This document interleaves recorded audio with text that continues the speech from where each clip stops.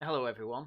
It's very rare that I do live streams that aren't laughing at the Guardian and random news ones, but this episode of Doctor Who was so bad I felt like I just had to, and luckily Tharium's here to help out with the incessant brain rot that was this Doctor Who script. Yeah. And obviously, Hello. yes, hello.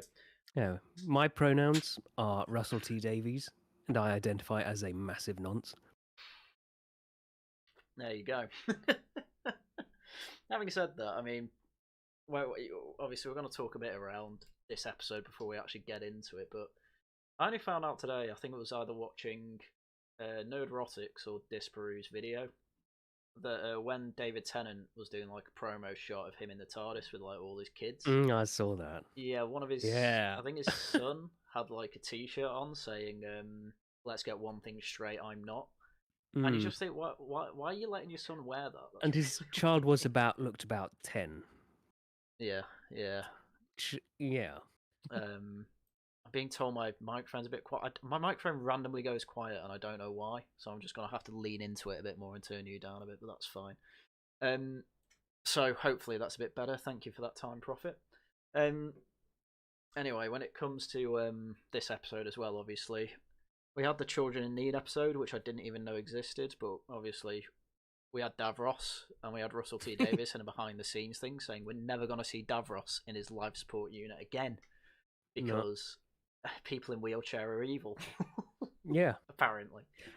And I mean, I never viewed Davros as being in a wheelchair because it's not a wheelchair. It's not quite a well, it's more a life support system than anything, isn't it? It's I mean, it is technically a wheelchair because there are wheels, it moves him about, but you're looking a lot more about the fact that it's got no natural eyes, it's got the blue eye instead. Yeah, kind of weird. And then I was thinking about wheelchair people. I can't think of a single evil wheelchair person that I can think of in media. Yeah, I was thinking that as well. I guess the only other one I could think of was the enemy in the first Outlast, like the Nazi doctor who was in a wheelchair, but no one really played Outlast. So. Yeah, I mean compared to like Professor X or something, much more well known, and obviously one of the most powerful X-Men. Yeah, well, exactly, but I don't know. I don't know. I couldn't tell you why why Russell T Davies said that, and the thing that was going around Friday Night Tights and all that was clearly Russell T Davies just can't see them as anything other than people in wheelchairs and evil, and I don't think I'm that harsh. I think he clearly has gone fully throated down the for lack of a better term woke rabbit hole. So I think he has a wheelchair fetish. Do you reckon? Oh yes, actually, you might be right. So yeah. Anyway, what time are we at? 25. No, we've still got 5 minutes before we'll get into the episode. I mean, I didn't expect a lot from this episode. It felt very cynical getting the Doctor back, and then when they said Donna's back, I thought, how are they going to make that work? And spoilers, they don't. They don't make. In fact, they actively assassinate one of the greatest Doctor Who storylines ever. Because I remember nearly crying as a kid with when the was the 11th Doctor, when the 11th Doctor had that massive goodbye, and I had to say to Donna, look, you are going to have to forget everything, not realise you saved the planet, because otherwise it's going to kill you, and obviously keeping you alive is a lot more important than remembering you as a hero. So but yeah, they undid that. I reckon it'll be about 1 a.m. before we explain how. I mean, it's like you see, you've got lost there, and that's good in stories. But then you're going to undermine it. It's really bad. Yeah, absolutely. Oh wow, 1974, the time Prophet started watching Doctor Who. Man, no wonder you're watching this. And no, I'm not Russian. Haryan Gláeddyv is from The Witcher. It's based off the Welsh language for the elves, so it means silver sword if you're interested. So there you go. And thank you for all the hearts. Right, we've got 8 people in now. That'll be enough for 10:30. I mean, Critical Drinker's still streaming. I'm pretty sure Prop Horror Show's still streaming, so people from there will filter in. Yep. So we may as well get into it. So obviously the first screenshot here, all I could think of was, I reckon I could make a more convincing, superimposed me over a really bad, not even really supernova, that isn't it, with planets in for some reason, but anyway, sci-fi background. So I just thought this looked really cheap, and also they're kind of saying, remember when Doctor Who was good? That's what this entire bit felt like. Yeah. With like flashbacks to all like, oh hey, remember this? It was very member berries, and I was like, and the monsters, It's like, look, I did a big review on Jodie Whittaker's first season. It's going to take a bit more than nostalgia bait to get me back, I'm afraid, and I'm sure that's the same with a lot of people. See, I watched up to Peace of Capaldi's. I watched through that, and then when it was Jodie Whittaker, I just tuned out because it was just clearly so bad. Well, oh yeah, I mean the first episode of Jodie Whittaker, I went, wow, this is so bad. I think I might actually have to review it. That was the one with a pregnant man, right? There was a pregnant man in episode 2 or 3, I think. Yeah, I remember that. And then, which the thing is that Red Dwarf's done that, but unironically, well, they did it well as well. It's like, what do you do with the kids? Like, didn't they just send them back to the other universe with the women or something? It's quite funny. It didn't go into detail of how it works, but obviously in Doctor Who, it's like, oh, they try and switch it up of, oh, the women and the men, isn't it terrible? Birthing people. Yeah, and then, but in Red Dwarf, it was like Lister's having an existential crisis of how he's basically the woman now, and they made it funny, but they never even touch on it again. It didn't feel like propaganda. It didn't feel like this is real life, by the way. This should be happening. So, but in this one, obviously, there's more. Well, the whole episode's trans allegory. We'll get into it. Yeah.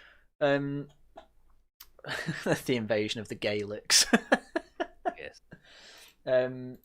And obviously it wasn't just the Doctor, it was Donna Noble as well, obviously. Again, I just found this really jarring. Last time I saw Donna Noble, she was just a normal person, not worried about any of this, and now she's like, oh, I'm having an existential crisis, there's a big hole in my head that feels missing. And I don't know. They should just never have bought. They just should never have done this. Never bring Donna back. And if you do, have her die on the spot when she remembers. Exactly. Because that I would have, if they ended with that, I could have accepted that. But they didn't, because all they can do is nostalgia bait now, and you can't kill Donna. Because I think these were the two, these two. It was the highest ratings, I think, of the show. Yeah, definitely. I found this bit. I just got this screenshot as well. I just found it really weird. It's like, I've got this face back, and I don't know why. Ugh, and I'm just not disgusting hooked. Man face. Yeah, and I'm just not hooked, because they did it with Capaldi. They were like, why have I chosen this face? And then they didn't really explain it. It's just like, I feel a bit guilty about about Caecilius. It didn't really. Yeah, I mean, Capaldi's era wasn't great, but it's got worse. There was some bits, but that was when the rot was really setting in, becoming obvious. Yeah. Like, I think one of them was the everyone in London, Victorian London, being black, and he goes, well, foreign, everyone was always black. Jesus was black. Jesus was whitewash. That's the line. Yeah. That's the line where I used to watch it with my dad. I just looked over at my dad, gave him the look of, this is why I don't like it anymore, and he kind of just went, I know, just ignore it. Yeah. But I mean, the funny thing is that with this episode, my dad, who never texts me, by the way, even he had to, in the middle of the Laughing at the Guardian stream, text me and say, even David Tennant couldn't save this episode. Which that was before I actually watched it, obviously, and that made me go, wow, it really must be bad if he's saying that. But to be honest, there's actually some good stuff in this episode. It wasn't as bad as I was expecting, but it's still. But bear in mind, my bar for this episode was at the bottom of the Mariana Trench. So, what can you expect? Do you think they'll add some explanation for why he's David Tennant again? Yeah, they'll definitely. Yeah, they've been setting it up this whole episode, and the one thing, it's going to be bad, isn't it? Well, if it's anything like the payoff for this episode, yes. Yeah. they'll definitely do it because Russell T Davies is good at setup and payoff. Like you got to give him that, but I don't think it'll be a Except good reason. not anymore. Yeah. All I can imagine at the end is why you're doing this. Oh, because I can never be a white man again. One last hurrah. And then he turns into a black non-binary guy. Oh, Yeah. you just know when the yeah. casting director came up to Russell with, "We found an immigrant, black, non-binary, gay man," he just climaxed. The only thing missing would be a wheelchair. Can we break his legs and get him in a wheelchair? That would just oh. It's like the Rick and Morty episode. You son of a bitch, I'm in. Yeah, and I mean, yeah, the Time Prophet's not wrong. Like, there's no problem with black people reading the Doctor Who. Obviously, that's no one's issue. It's just when you're propagandizing. You know, Stephen Moffat even came. Was it Chris Chibnall? No, Stephen Moffat came out and said, "Look, we basically have to lie about history just to make us feel good." Yeah. It's like we need black people and more Indians in London because we need to feel good about it. And you look at the census, there was about 10,000 at most black people in Victorian London, which, you know, that's not small by any means, but compared to the rest of London, you'd barely see them. Right, and I want to quickly touch on this introduction. What did you think of the new title sequence? I thought the space stuff, I mean, it's Doctor Who. I don't really expect too much. Yeah, I thought it was fine. Yeah. Spacey sort of time stuff. I don't know if it's just nostalgia in me, but I really liked Christopher Eccleston's through to Matt Smith's introductions, like even the latest Matt Smith one. The clocks lost me with Capaldi's, and then I thought Whittaker's was just really, really boring. If you ever saw Whittaker's, it's just black screen and then a bit of abstract art in the back as the main, like, woo woo bit goes on. This one I was like, thank God it's a bit more colourful, but now it's too colourful, if you know what I mean. You don't feel like you're in space, you feel like you're going through a mushroom trip, if you know what I mean. Well, it's supposed to be through time, isn't it? Yeah, time and space, and this was very much more supernovas and, you know, a very like pink time vortex. You know, I'm just saying as well. These are the colours of the trans flag. Now, is that subliminal messaging? Probably not. But you know, it's just funny to point out. And no, my Twitter account. Yes, my main Twitter account, Time Prophet, has been suspended, but I do have a backup one. If that's not what's in the description, I will fix that after the stream. But if you search for Not Haryan on Twitter, that's who I am. Anyway, so now we can get into the episode. Yes, this bit. So he starts off in Camden, the Doctor, and he comes out looking all happy, like, "Oh, I'm back in London." And the first thing I noticed, and it blew my mind, and I only found out about this about a week or two ago on TikTok. Right.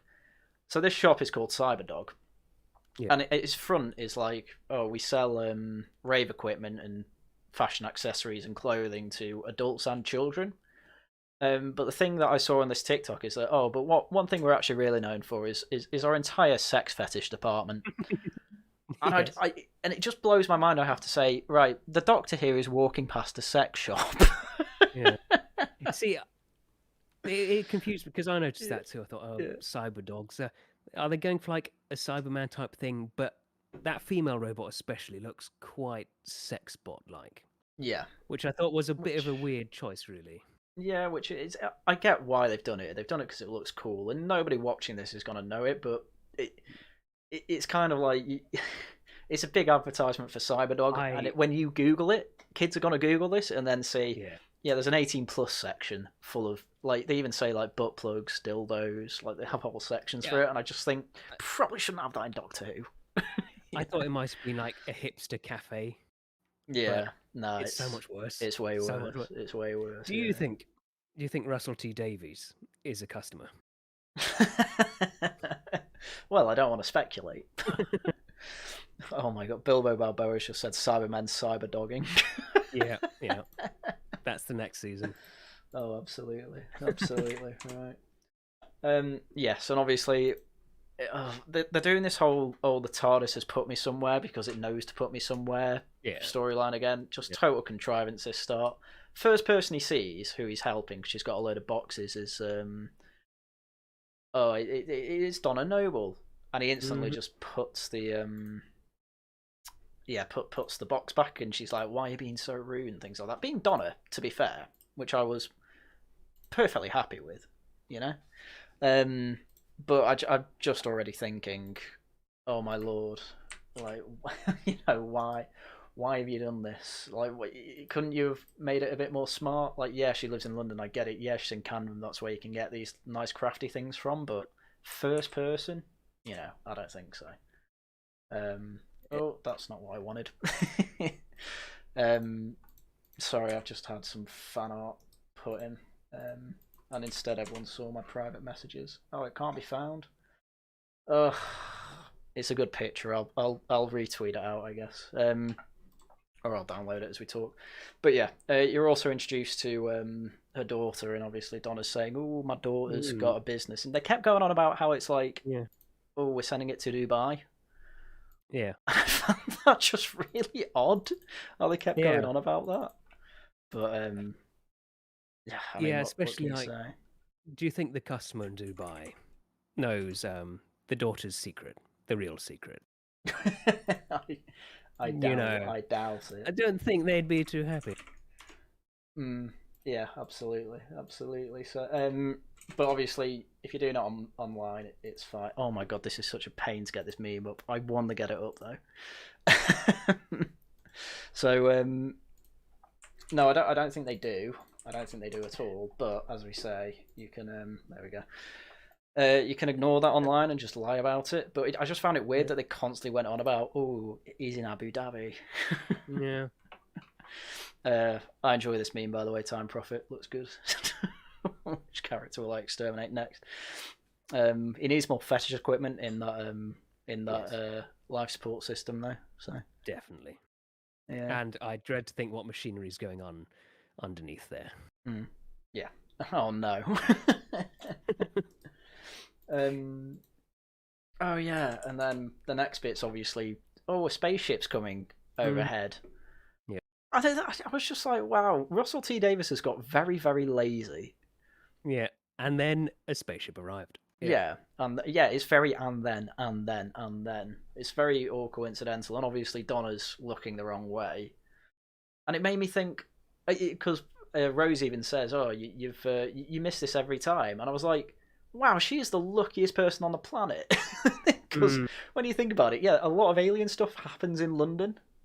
Because it's Doctor Who, which is fine, obviously, but the fact that Donna constantly misses it and it's been 15 years, by the way. There's been loads of Christmas episodes based in Monday London. You do think, she should remember this, and she should be dead. And it's just one of those things. It's a bit like, Superman just takes off glasses and messes his hair and changes his hairstyle. It's like, just don't mention it. Just don't mention it. Just pretend that no alien stuff's happened.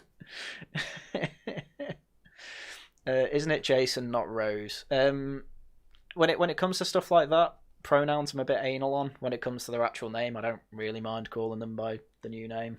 So I don't think Rose really fits though. Well, no, I think Rose is more nostalgia bait. I think a name like Duncan is more appropriate. Do you reckon? Yeah, I think you're right. And then literally the third character the Doctor runs into happens to be Donna's husband, Mr. Temple. What's he called? Sean Temple. Yeah, which is. Can I say? Yeah, go on. This guy is the biggest cuck I can imagine. This guy's character is just, his whole character is things happen to him and he has no say in his life, essentially. No. He's what they want all those disgusting cisgender men to be like. Yeah, which honestly, because it's Russell T Davies, is probably the reason he's black. Because he's very open about this. He's very open about it. He's all but said, I think only white men can be evil, and therefore, you get black men like this. I mean, in my experience, I have never met a black man like this. No. I've met homophobic black men. I've met, bog standard black men who agree with me on a lot of things. I've never met one that is fully woke, really. And if they are, they end up looking like what the next Doctor's going to look like.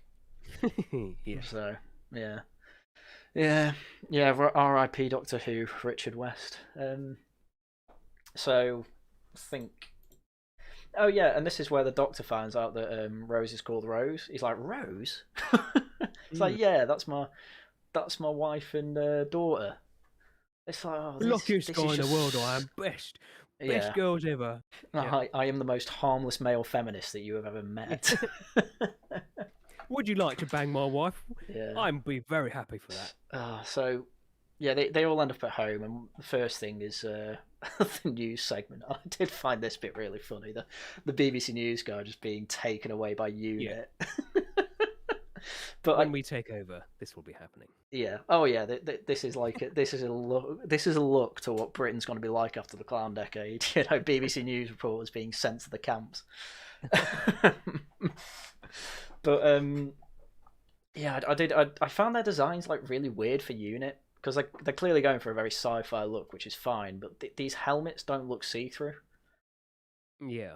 They're like Luke Skywalker's helmet when he's doing the Jedi training in Episode 4. I guess you could say they're holographic. Yeah, sure.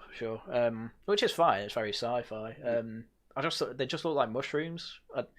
Yeah. It was a bit like childlike sci-fi. It was fine, but not the best I've ever seen. But yeah, whole load of military unit goes in, and clearly they've had an upgrade thanks to that Disney money. So yeah.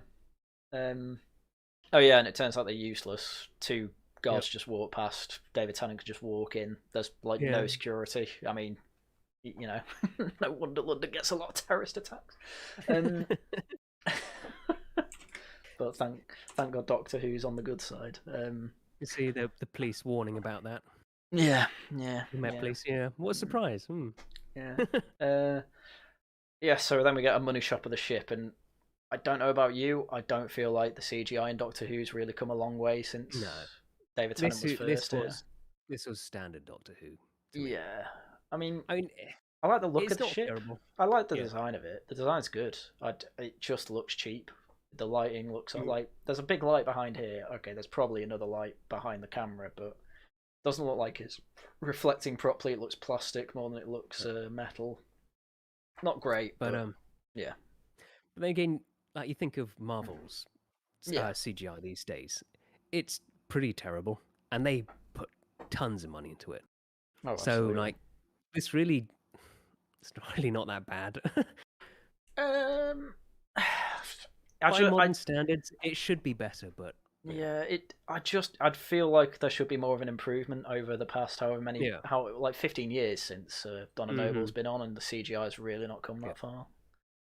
I think I may have found your videos because I'm followed by Paz. I didn't know that. I need to get him on Laughing at the Guardian. He's a good lad.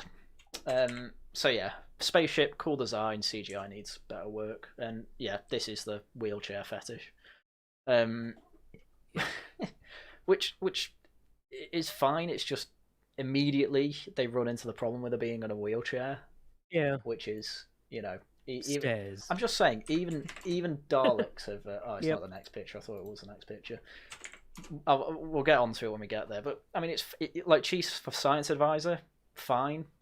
But from what I remember, I'm trying to remember back because I don't remember too much about UNIT in the older episodes. But science advisors were typically in labs and sometimes on the field. And yeah, when they are, I guess it's not a huge issue if they're in a wheelchair, but it is when you're then in a combat zone. And that's the thing. Get these boys in first, have video cameras for them so that she can see what's going on, and then get her in when they know it's locked down. But they don't do that. But she is carrying the heavy artillery. Well, let's wait for that. I need to have a few more drinks before we get to that. Yes, this is the big dead naming scene. Jason, oh, give us a kiss. I mean, I'm not a trans person. I do know trans people. I've dead named trans people. We've done it this stream, in fact. But it is crazy to me how this seems to be like the biggest problem they run into.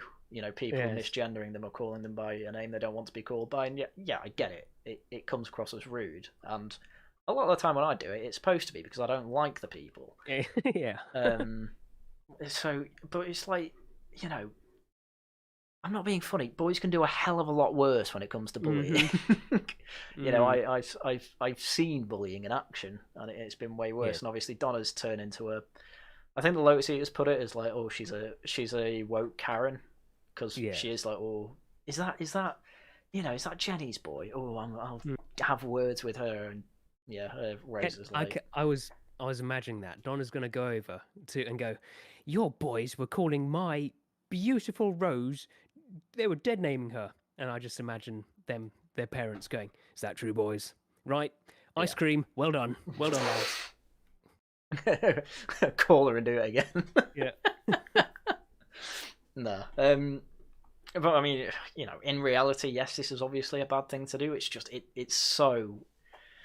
I don't know if forced the right word anymore, because it's so expected that I don't know if it is forced. And as I say, it probably is a real, like, somewhat realistic depiction of it.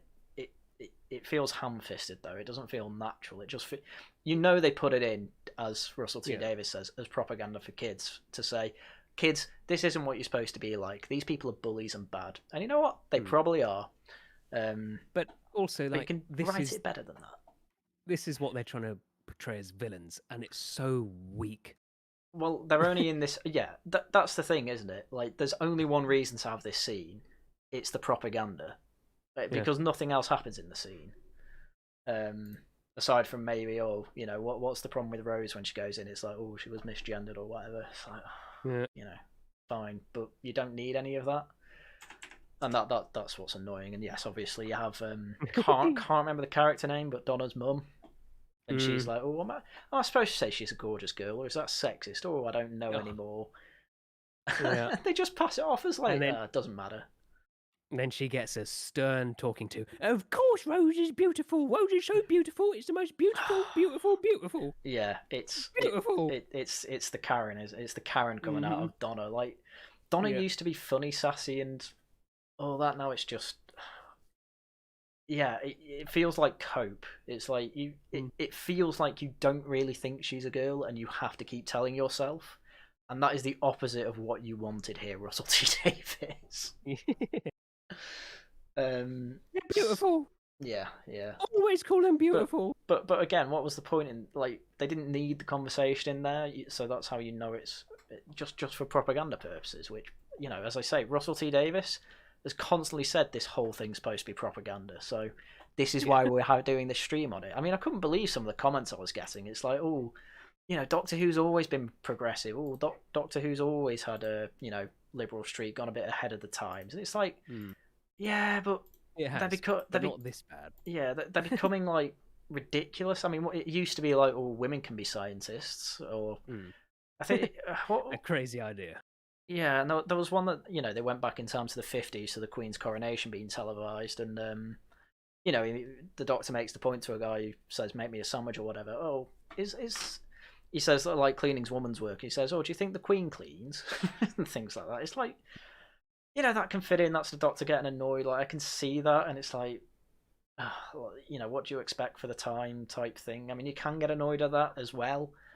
But it was one tiny bit in an episode, and you can see past things like that. This is the entire episode, and it's the crux of it. That's where the issue comes in. Yes. Yeah, I mean, Time Prophet saying, "Oh, they called a gorgeous girl every 5 minutes." It wasn't that much, but they do. They ham-fist it. Yes. There's just no way around that. Especially this scene where it is. It's every 2 seconds. Yeah, because then they actually get to the deep stuff of her saying, going on about, oh, I feel like there's a part of me missing. I should be very happy with my life, even though that she gave all her money away to charity and lost a house and lost a job. Like, she's in a rut, and she just doesn't, like, they say that, play it off as a joke, and then that's never mentioned when she's upset here, and that would be the thing that she says to get her mind off the Doctor, or that missing part of her memory. Yeah, but they don't do it. Didn't they buy this house with the lottery money? I think the husband says that we bought the house and then gave away. I was just thinking, you win $166 million, and all you can afford in London is a little terrace place like this. Just house prices, man. I mean, to be fair to that, you can make the argument that clearly she was being very charitable and went modest there. But it is like, put half it in savings and then just send the rest to charity. Like that would make more sense. But yeah, they went whole hog. I mean, it is actually crazy. That's another contrivance. They won the lottery. They literally won like a triple rollover lottery. Yeah. And they just play it off. It's like, that's actually huge, though. But yeah, at this point where she's wondering why there's a gap in her head missing, just mention, well, you lost all your money and you lost your job, and that's why you're worried now. Obviously, that's going to make everyone stressed. But she her mum just struggles with that. So, oh yes, and then I don't know if I do have a picture of the kid actually. There's an annoying kid who says the Indian kid, yes. Yeah, to Rose, like, oh, there's an escape pod. Quick, let's go see it. And she's like, oh, I forgot my phone. I need to go back for it. And I'm just like, a 15-year-old kid doesn't have their phone on them. I'm not buying that. Also, what does that tell you about the youth these days? There's aliens. There's literally aliens. But you're thinking, gotta get my phone. I guess it's to take a picture of it, to be fair. But yeah. How can I do a selfie? How can I experience this if it's not through selfie? Like, look, I'm 27 and I don't go anywhere without my phone. There's no way 15-year-olds in the TikTok generation don't have their phones. Sure, it's just not happening. But if I told you there's aliens and you didn't have your phone on you, would you come with me first? No, I'd make sure I have my phone on me, definitely. Jeez. No, I do it like before. It's the old thing, isn't it? Spectacles, testicles, wallet, and watch. You got to check everything's on you before you go. But yeah, she finds the cute little alien called the Meep, and is obviously very friendly with it because she's the perfect character. I know, to be fair, it does look very harmless, and it's got this. I thought the puppet, because I think that this is a puppet. I thought whoever made this was pretty good. It's CGI, isn't it? I thought this was a puppet. There's no shadow, so I assume it's CGI. Oh, maybe then. I mean, to be fair, that's probably where they put all the CGI budget, because I think every scene with this is a CGI. So that might be why the spaceship isn't as good, but yeah, still, it's there. It says, "I hurt my paw when I escaped," and we'll get into the whole mechanics of why it would do this a bit later on, but because it's not really explained, but I suppose you can speculate a decent reason for why this happened. Oh yeah, and then you have these massive bug creatures, which, to be fair, I really like the design of. Yeah, I thought it was very. It's very camp, classic isn't it? Sci-fi. Yeah, very camp. So this is old Doctor Who sort of. Yeah, this is what definitely. And it does look very updated and modern. And I think these are CGI as well. They do use puppets at one point, but I think these two are CGI at the moment. So yeah, as I say, there's good stuff in this, and honestly, the aliens, pretty good designs, but they're based off a comic from like 80s, 90s, something like that. So not too surprising that they look cool. I don't know what happens to the sonic screwdriver, but all of a sudden it can just make screens out of thin air. I was wondering that. When did this happen? I mean, I used to really like it when he just scanned things with a sonic screwdriver and just read nothing on it. Yeah. And explain it that way, but this time it's just, we've got a CGI budget, let's use it. It's like, of course, that would be it, yeah. You don't need to spaff it all up the wall, though. And I think it was mentioned before as well, the science advisor, she rolls over, they have a bit of banter. She's like, oh, how'd you get past my boys? It's like, oh, I sneaky beaky like. Yeah, but I think someone mentioned she crosses her legs, so how's she disabled? If you're in a wheelchair, it doesn't mean you can't move your legs whatsoever. It means you can't walk. So I didn't have a problem with that, like I saw on Twitter. But no, she's one of these annoying boss lady type people that's just like, I don't need the doctor. But I think they try and play it off as, oh, she knows that he'll make his way there anyway. But it's just like, you're in unit, you're supposed to help the doctor, not get in his way. Like, I don't. It felt more like women power than anything else, and it bothered me yet again. So, but yeah, they have a bit of a conversation about unit, how he was the first science advisor and she's the 52nd or something like that. It's like, you know what, that's cool. It shows how far it's come. Yeah. So that's good. I think I literally just have this in, say, woman, military person, front line. Never really liked that. I mean, look at how just overpowered she looks by the hockey pads and the helmet and stuff. I feel like I can rugby tackle her, Yeah. and the gun wouldn't. Well, the gun would obviously scare me, but Yeah, they can still shoot you. yeah, it But doesn't look that's as good assuming as the other guy. she can move with all that stuff on her. Yeah. So, again, nothing. The only egregious stuff has been the obvious propaganda so far. There's Yes. nothing really story-wise that makes me go, "Wow, this is awful." It's just a load, Hmm. apart from all the contrivance at the beginning, actually, but nothing that Yeah. makes me want to blow my brains out. Oh yeah, this was the stair bit. A wheelchair. all that tech, but The- beaten by stairs. The funny thing is that they actually use this as a reason for the science advisor to not get taken Yes. over by the mind control dust. Yeah. I really But when- hate. Go on, you first. Yeah, and they had the squad leader. I thought it was so pathetic. He's going out with her, and then he goes, "Oh, sorry, ma'am." When he sees the stairs, it's just Yeah. pathetic. I mean, I have this screenshot as well because you don't need this many people if you're on this walkway, and if you do have this many people, like this is autistic military tactics. Like you're too bunched up. She aimed a gun at his back at one point as she was getting it over. He's not aiming down sights and aiming probably at his arm. It's kind of hard to tell at this angle. She's also aiming at his back. Like they're not. It's the ones at the front that look like they're actually ready to. They're about to shoot at something that's coming out. The rest look like they're friendly fire ready. Which is why would you put the women in the back? I mean, terrible decision. Which is why, yeah, Just asking for trouble. Someone at least needs to be looking back. Maybe even have one at the stair here. But I don't know. The director thought, yeah, have 6 people bunched up. But again, not a huge issue. It's just something on my mind. And then yeah, big light thing takes them over. Like, cool, fine. That's fine. As I say, science advisor isn't there because of the stairs, so they use that to their advantage, I suppose.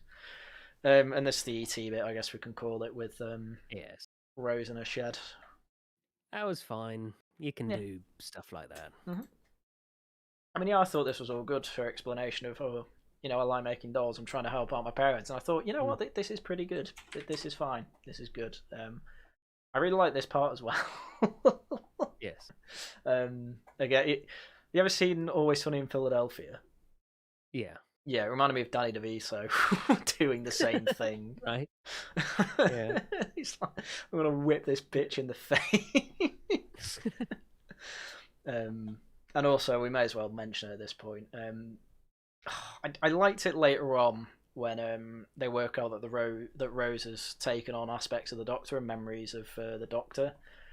But when they were doing a montage of like, oh, she's remembered all the stuffed animals and what they were. I mean, that's the face of Bo, obviously. But you can tell some. Apparently, this blue one's a Dalek.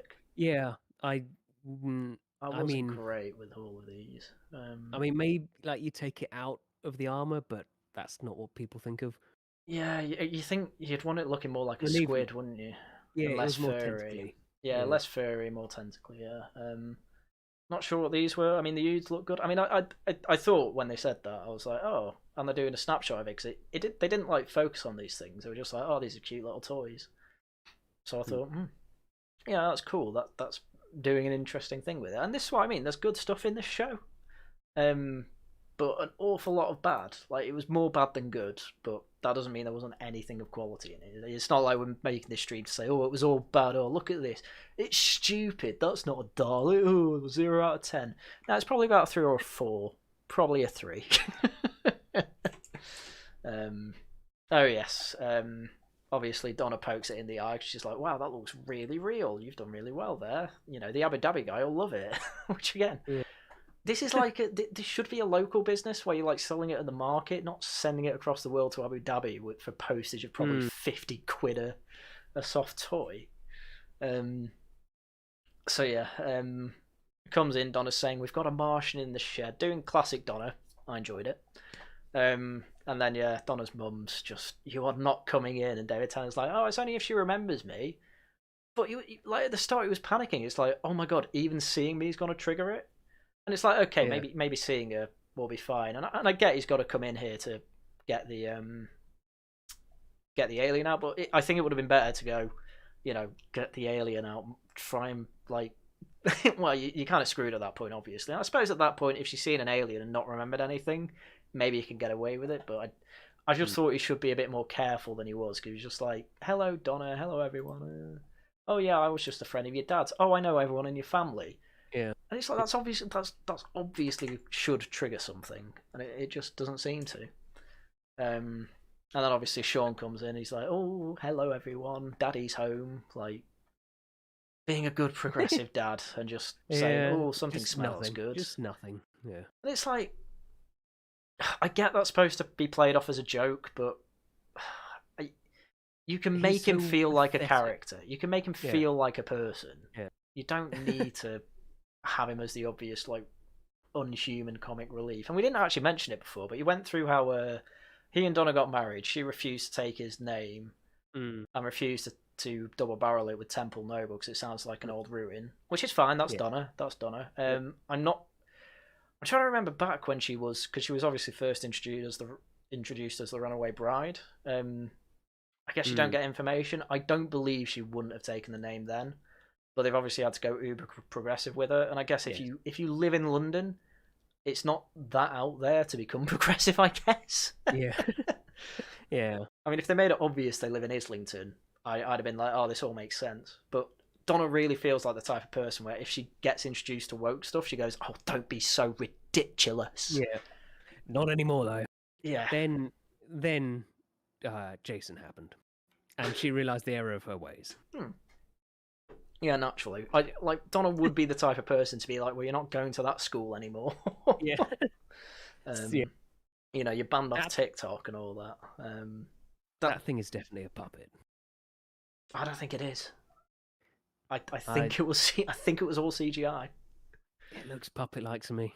I know, but I think like this is what I mean. CGI can be really good. It can be, but it hasn't been. And this, like the fur.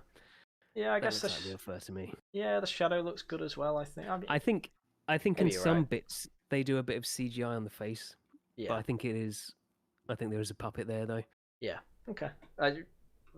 I'm willing to say that it's puppet in some places, CGI in others. It all depends, doesn't it? So yeah. So, and obviously Sean in the taxi says, "Oh, I've got two of the most gorgeous girls in the world," or something like that. Yeah. It's just like, yeah, I get it. Keep layering it on. Even the tranny son didn't take his name. I mean. Yeah, I know, and he just doesn't care. And it's like, just, look, oh, my best girls. I'm just thinking about back to the first season of The Crown, the best season, where Matt Smith playing as Prince Philip. There's a whole episode about him being really, really annoyed that his kids, even his kids, aren't taking his name. He has to double barrel his name. He's the only man in England whose kids won't take his name. And now we've come out 2023 is apparently no more of that. Just do what you want. Like, it's not my child. That's essentially what you're saying there. I think it probably isn't his child because there's no way he can produce semen. Yeah, he's a full-on soy boy. He has less testosterone than the Try Guys. Yeah. Oh yeah. So the boys that have been taken over. I mean, they have their visors down all the time, which I would have thought as unit they'd go like, that's a bit weird. We're not in a combat zone, but no one questions it. Yes, Sikh guy, obviously. But they're that's fine. very inclusive of his turban needs, though.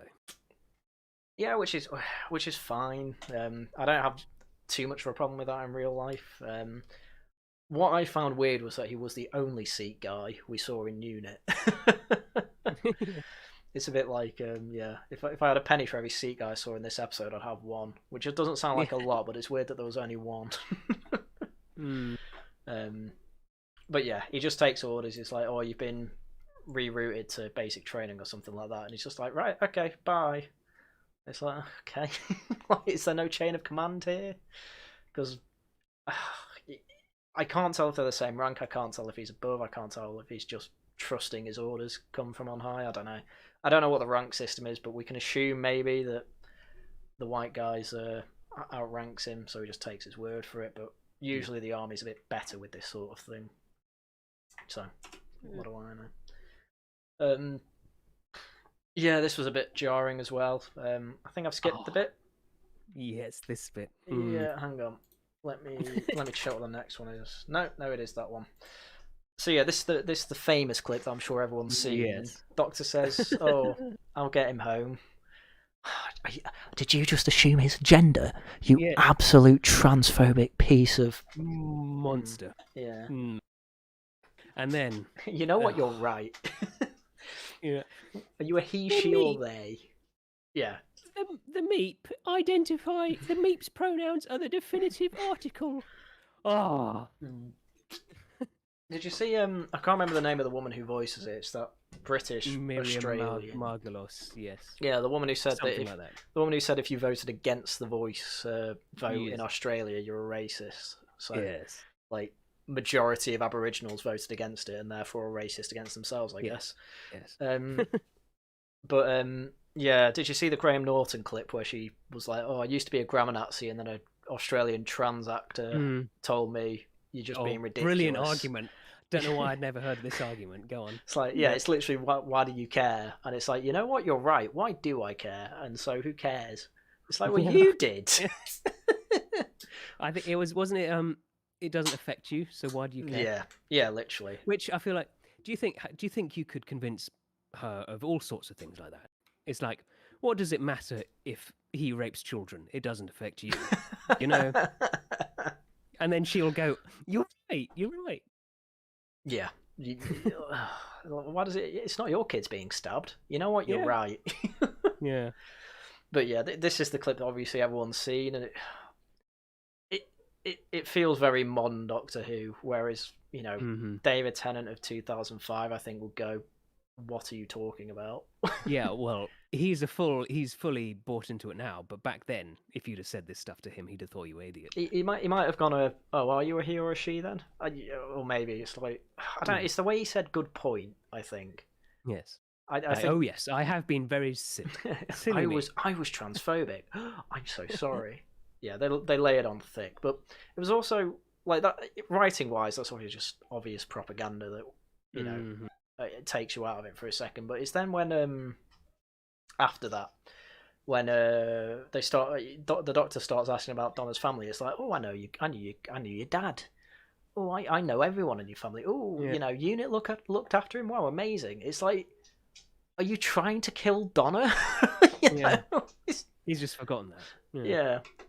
Are you trying to kill her? Like, she's having an existential crisis now. Thanks. Like, Christmas ruined. The one thing on that, I bet some poor teacher had some kid coming to their school and go, "Sir, my new pronouns are the definitive article. I am known as the master." Oh, it's the way the Doctor said, "Oh, I do that as well." And I think I said in my video, it's like, "No, you don't. You were called." Yeah, as far as everyone was concerned, you were he up until Jodie Whittaker, and then it turns out you're God of the Time Lords and have been literally millions of men and women. Which, yes. Oh, honestly, if I ever become head writer of Doctor Who, you like everything since Peter Capaldi's being retconned. Yeah. Maybe even before Peter Capaldi. Like I'm retconning everything, because they have tried their best to absolutely confound the situation. Yeah. I mean, you could turn the everyone in Victorian London being black into actually they were all aliens and they were trying to destroy London. We're in this really weird alternative universe where everyone was just mental. Yeah. Everyone was on mushrooms all the time. It was crazy. Oh yeah, and they appear at the door. Unit appear at the door with the guy searching for the Meep, saying, "Oh, we need the Meep. Open the door. This is an order." the Doctor's like using his sonic screwdriver to put the visor up, and it's like, are none of them? Did none of them notice that? Like, I get they're mind controlled, but they seem to at least have their faculties about them. Yeah, when they're fighting, they do. But not this. No, yeah, exactly. This is, I mean, this is the part where I just went, oh, it turns out literally everyone is just a moron. Because then the wall explodes and the camp bug aliens come in. Like they blow up a wall, and I think, oh well, everyone's dead then. They have grenade launchers. They just throw what. Also, bear this in mind, they just blow up this house, essentially. Like, this terraced house, so this isn't just affecting this house, this will affect all the houses in the streets. Yeah. And they just come in and start shooting at each other, and it's like, they grenade launch that, and then when they're shooting the people, they seem to just put stun on. Yes. Which I guess is explained a bit later, but why blow up the wall? Like, you don't know who's behind that wall, unless you have infrared vision, I guess, but it's hard to say. And then I hated this bit as well. The sonic screwdriver can just make deployable cover. Yes. And the idiots just keep shooting at this impenetrable cover. It's like, go around, you've got windows, you've got French doors to get through. You know, you've got options here, and you're making the most moronic one. Yeah, and I think, given their task of dealing with alien threats, UNIT would be pretty competent military-wise. Oh my god. No. There's a bit later we have to go through as well. So, yeah, the aliens and UNIT, total morons when it... Well, not even UNIT, mind-controlled UNIT. Total morons when it comes to this. And the thing is, as well, is that these mind-control guys are supposed to be obviously getting the Meep, and the Meep knows this. Because, spoiler alert, it turns out the Meep's not cute, he is evil. So why is the Meep going with the Doctor to try and escape? Like, he can go like, ha ha ha, no, and then run to them, and then they get them out of there, but he doesn't do that, so... You know, because we've got an audience to keep him engaged, I guess. Oh yeah, and they blow up another wall there, right. Guy here, shooting his G36, you know, not even 5 meters, misses every bullet. Yeah. This flying bug, point blank again, pretty much, misses every bullet. What you... I was just out of it at this point, and obviously the rest are running through the buildings. Oh yeah, and then everyone in UNIT appears. The seat guy appears again. Yeah. There's this big war on the street. I'm pretty sure the next picture you start seeing cars on fire. Mm-hmm. Yeah, I saw this car in the background like set alight, and I went back and I was like, what caused it to go off? And it was this green bolt. I was like, how has the bolt gone over these cars, which are clearly higher than the car? Just make one of the Jeeps set alight. Make that car set alight. It doesn't matter. Just make it make sense. Thank you very much, Jesus Fried Christ. You've been a member for 41 months. I've really got to fix up that diamond. But yes, thank you for the member chat. Thank you very much. So yeah, I hated this entire battle scene. They didn't try and make any sort of logical sense. They didn't have any tactics. It was just we want to blow a few cars up, which that's fine if you want to do. But the funniest part here is this unit guy comes out with an RPG. Yes. What does he blow up? His own Jeep. His own Jeep, yeah. I don't have a picture of it, but yeah, he blows up his own unit Jeep, and it's like, okay, his visor's down. It could be one of the ones taken over, but it's not made obvious, but it doesn't look like it comes from where the guys who he taken over by UNIT were from. But why does he blow up his own Jeep? Why does he blow up a Jeep? And there's even one of his own unit guys running away from the Jeep as it's blowing. Yeah. It's just crazy. It's just utter chaos, and I don't expect it from UNIT that are supposed to be an elite fighting force.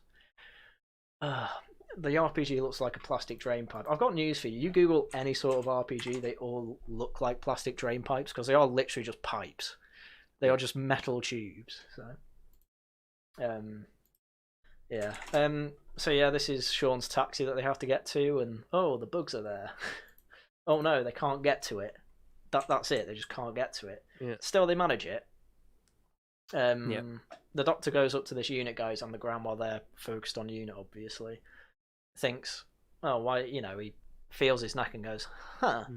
So you don't know exactly what's going on, but obviously they start shooting at this car, have grenade launchers, and I was thinking, why aren't they blowing it up? Okay, they recontextualize it. It turns out they're not trying to kill him, they're just trying to stun him. Why they're trying to do that? It's because they're trying to get the Meep. Do they think they're protecting him because he's on his side? Yes, fair enough, but why not just try and kill the Meep and anyone trying to protect him? That bit's never really explained, because they literally describe the Meep as the most evil race that has ever existed. Yeah. That is like modern day leftists if they had the weaponry, not shooting every Nazi on sight and anyone who they think's on their side. Yeah. So you are aiding and abetting the Meep. Yep. And That's so pretty much that's grime. And so you just get to this bit, which again, the Doctor brings out a wig, a barrister wig. And you ever seen Smiling Friends? I I think so. Okay, well I'll explain the scene anyway. So Charlie and Pym, the two main characters, they come out of a cinema and they talk about it a bit, and then they want food afterwards.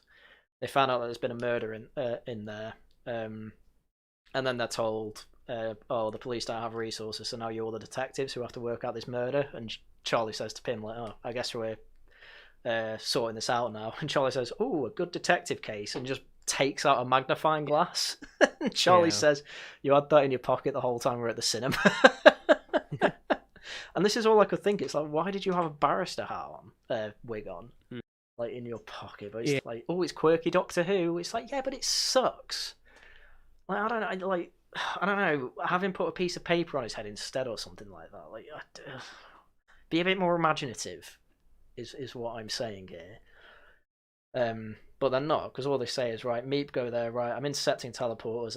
I happen to get like the sergeant and the commander interrupt their teleporters apparently. So whatever, it's like, right, you're chasing him, you're saying that they're chasing them. Like, what's the real deal here? And obviously the two aliens say, you know, we're sergeant and commander, whatever, we're chasing the Meep because he's evil.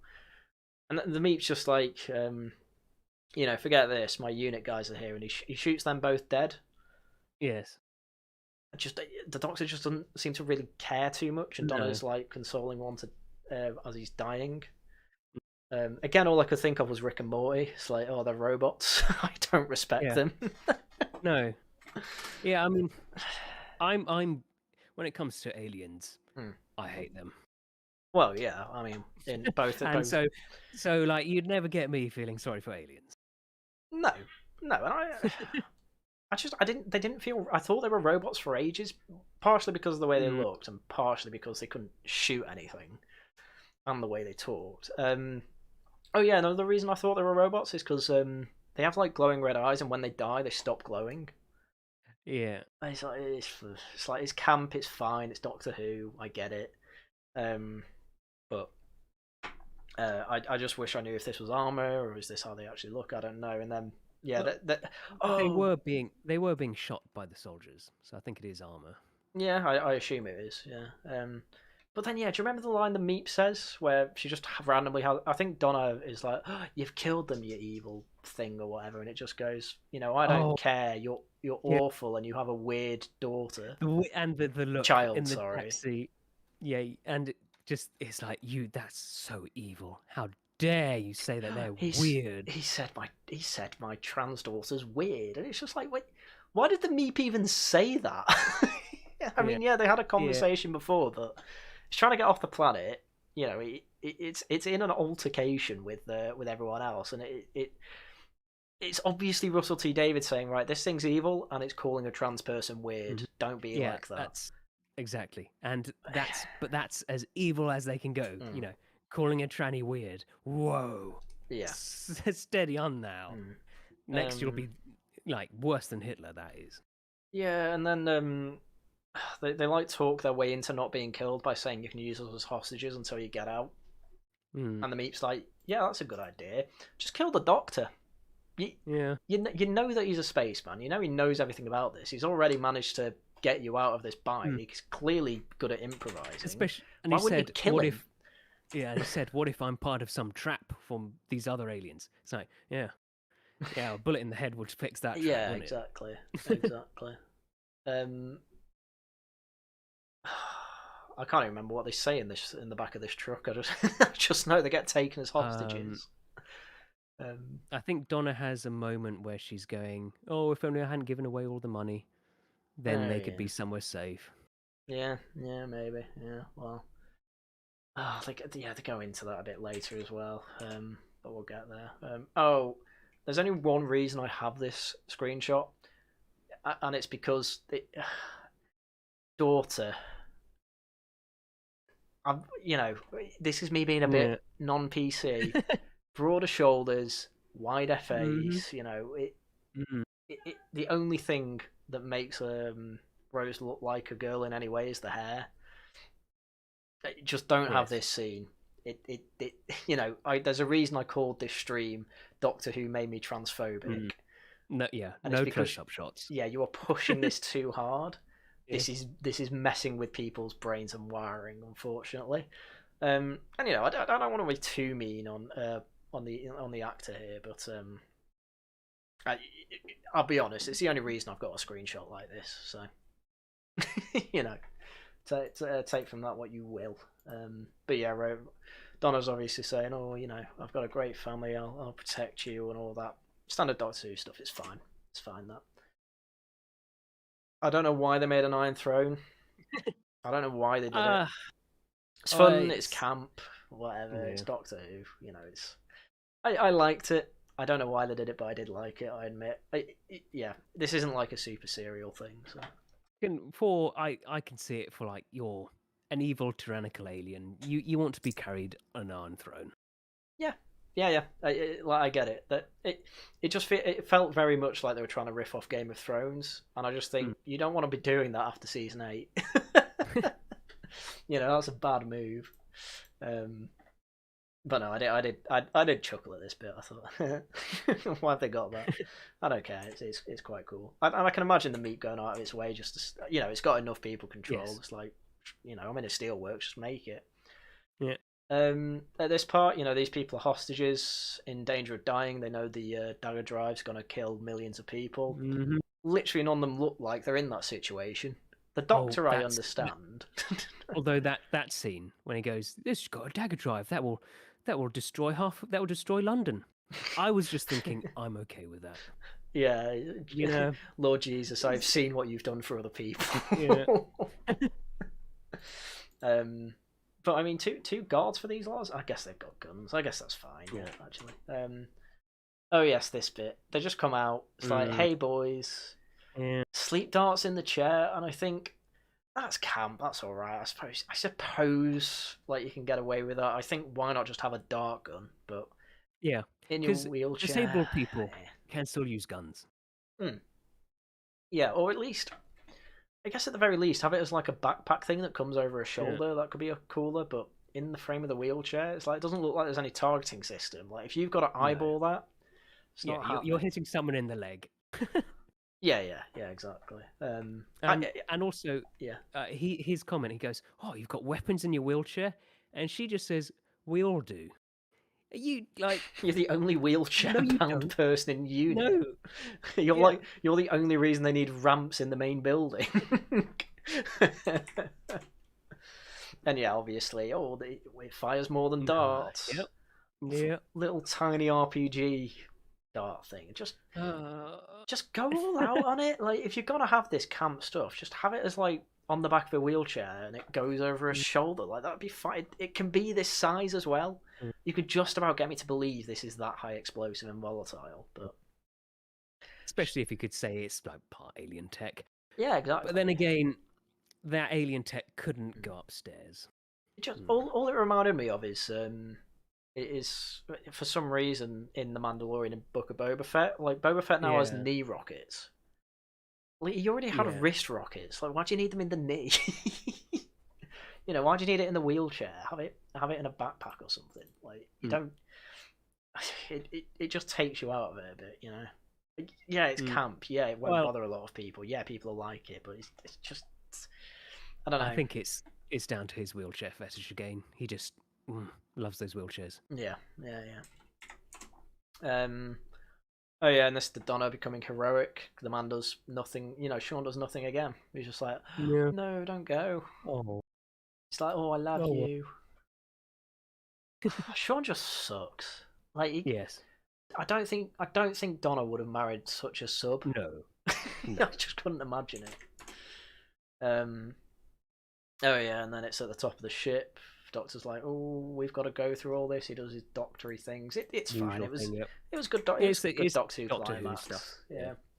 And then they're obviously on the other side of the glass, and he's like, oh, there's only one thing we can do now. Tell me it's the next bit. Oh yeah, no. So they're stuck in there. Dagger drive goes in, and then don't get me wrong. I thought this looked pretty cool. This first bit. Mm-hmm. I don't know if I've got the next Spread bit. very where it's all London. Yeah, I don't. Whoops. I don't know if. No, I don't. I don't think I have it. But yeah, it goes through like. Oops. It goes through like the London streets perfectly in the middle of the roads. Yes. Like perfectly. Sorry, chat. Hang on, chat. Hang on, I'll get it this time. God damn it. Let me just find it again. Oh, that'll be the issue. Right, where are we up to? We're up to 49. Right, yeah. So, it's coming out of here. This looks pretty cool. This is where the CGI budget went. Good stuff. I was enjoying this bit. I was like, yeah, that looks realistic. But yeah, then when it was going through London, it was going perfectly through roads, like the middle of roads, and it's like, just you got the budget, just destroy a few houses. Yeah, don't have that happening though. So, if I remember right, the Doctor basically says the only way we're going to do this is if you have my brain again. Mm-hmm. And they, for lack of a better term, they Winter Soldier this scene, where, it's not that she has to see the Doctor, it's not that she has to see a load of space aliens, it's not that she has to hold the sonic screwdriver, and she gets tinges of remembering things every now and then. Yeah. No, what you have to do is say this bunch of random words until you hit the word binary. And then she starts saying binary, binary, binary, binary again, because when she started losing her mind, the first thing she does is she starts talking about compressors and all that and techie stuff, and says you can override the binary, binary, binary, binary. Yeah, and it's like that's when you can tell she's starting to lose it. Yeah, like, that was. I thought that was quite good for your mind's glitching out, kind of. Yeah, exactly. And it's like, okay, it can glitch back. I get that. But then she starts slowing down and saying binary, binary, and then it cuts to Rose, who then says non-binary. That's later. That's Is it? Is it? Okay. Yeah. Okay, I'll save to that bit. But yeah, so he does the Winter Soldier thing, and then she regenerates. And again, I'm glad that they've kept this regeneration thing consistent. I like the look of it. It used to look a lot more like fire, but as long as it's big, glowing orange, it's it's good. It's fine. Yeah, I do have a picture of it. Yeah, look, street. Yeah. Street. But this is. I don't know why there are so many helicopters out, because this happened in not even 30 seconds. But this is my dream. Jesus Christ, I've seen what you have done for other people. Yeah. Yeah, and then this is where she comes back and says, I gave away all my money to be like you. Yeah. It's like you're blaming the Doctor because you did a really good thing. It's like, yeah, you didn't have to lose your job. You didn't. Yeah. You didn't have to give it all away to be like him. It's like you tried to be a good person, though. You went out of your way. You did, as Jesus said, the last thing you need to do to get into heaven. That's fine. But I don't know. It felt like this isn't a thing that Donna would do, but Donna tried to save the entire planet. I wouldn't actually be shocked if without the Doctor's influence she did what she did. So I just found it a bit jarring that she blamed the Doctor, but I guess they were trying to have Donna be a Donna and have a Donna moment. So it's fine. I just think the reasoning could have been better. Yeah. I take it that doesn't pass the geology sniff test. No, I think it does, because typically on the roads you've got sewage, you've got pipes. It probably would actually follow roads, to be fair. Well, it depends. Well, how about when they deactivate it and it all just heals back together? Is that good geology? We will get to that. To be fair, I never did urban geology, so I don't know. But having thought about that as well, you'd obviously have those sewers and pipes going under buildings as well. So no, it doesn't pass the sniff test. Yeah, so they saved the day. Standard Doctor Who stuff. It's good. And then Donna starts fainting, and it's like, my brain's exploding and all that. It's like, yes, this is what I'd expect. This is fine. Kill her. Yes, as you should do. You want to have things have weight and impact. Kill her. Found this bit weird as well. The Meep did its mind control thing and said, go kill him. First thing they do when they go in is like, we're about to shoot at you. Yes. And then they're like, "Oh, please, Surrender. yeah, surrender, please." And then they're like, "Please don't." And they're like, "Oh, we're gonna do it." And then they cock their guns. It's like you were told to kill them, not chat with them and threaten them a bit. Like, good lord, like, have them lock the door and try and break through. That'd be just as fine. Especially when they're mindless drones. That's the best thing. Mindless drones just Yeah, shoot. yeah, exactly. But no, they have their faculties about them now, apparently. Anyway, Rose apparently has the Doctor's memories as well, so starts deactivating the mind control stuff, saying Doctor Who's type things. Like, fine in terms of Doctor Who, but this is where everything starts to get a bit confusing of how the mechanics of this work. So, yeah, this is the binary non-binary bit. Yeah. Where she says binary again, and then it goes non-binary, and then Rose regenerates because she's part-time Lord, which, you know, Donna was part-time Lord, fine with that. The thing that got me is that the Doctor explained it as like, oh, you know, this isn't killing you instantly because you've split the Time Lord part, but you know the way genetics works, it's not like you lose your genetics when you make babies, you know. Yeah. So you know, sci-fi. You know, I guess you can get away with it. The whole binary, non-binary. You know, he thought that was so clever. He did, yeah. It's like, oh, I'm recontextualizing. Yeah. It's like, no, you're not. You're pushing a ridiculous, as the drinker says, you're pushing a ridiculous message.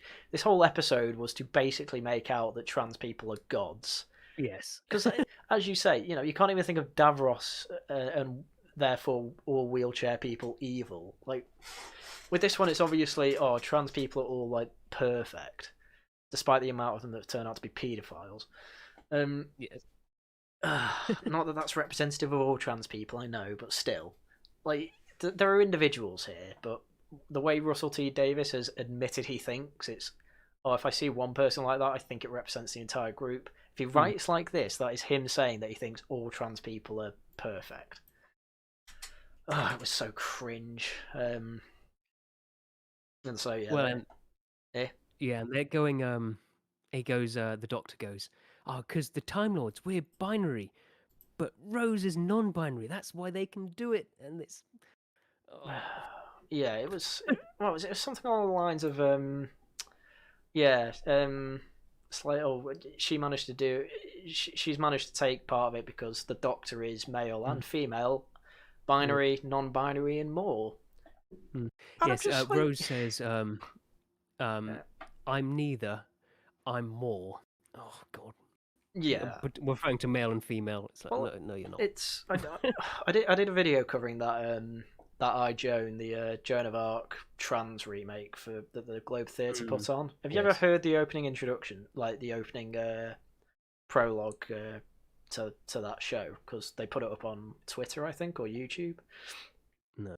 Well, at one point in that, the trans woman who's playing Joan of Arc says something. It might be a trans man actually, or non-binary person. I think actually. I think it was clearly a woman. Yeah. Was saying, oh, you know, we're trans people, we're everything, we're our own gods or something like that. Yeah. It's just, like, this is like, it's the old Douglas Murray thing. It's like, oh, these people that are supposedly oppressed are the same actually as everyone else, but then it inevitably always goes to, actually, you know what, they're better. And then we've literally jumped to trans people are gods. And it's like, you can't even like make babies. So what do you mean? Yeah. You know, especially if you you know, how could you possibly be a god if you require constant medical attention?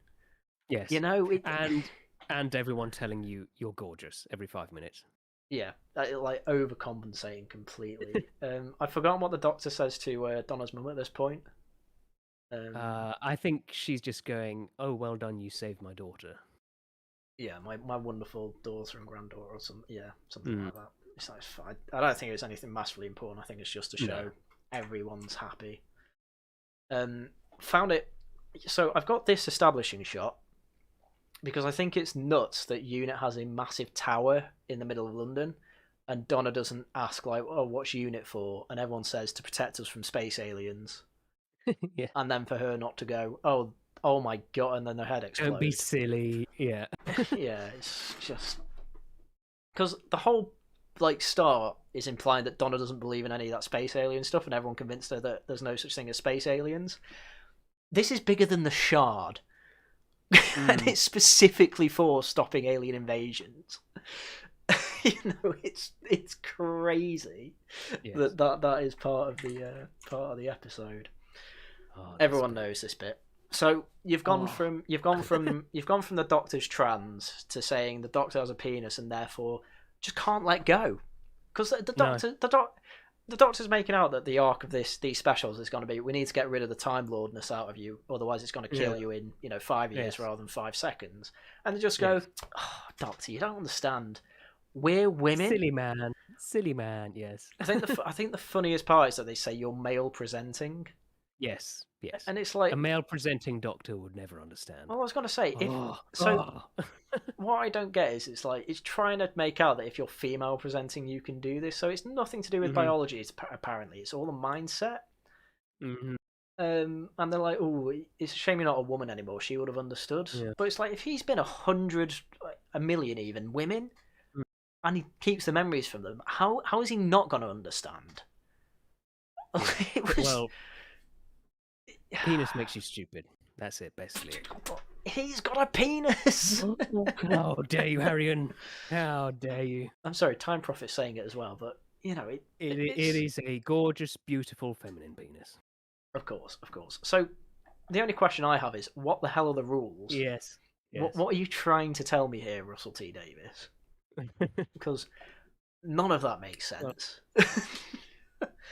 And the worst part is, I could probably go on about this for another half hour, but the whole tragedy of Donna was she couldn't get rid of this Time Lordness unless she got amnesia from the Doctor. He had to erase the Time Lord part of her and her memories of him, because it could trigger the Time Lord part of her to come out again. Okay, she passes that on down to her child. Like, can I buy that? A little bit. Can I buy that the whole time this could have all been avoided if she just let go, like any woman knows to do instinctively anyway? Exactly.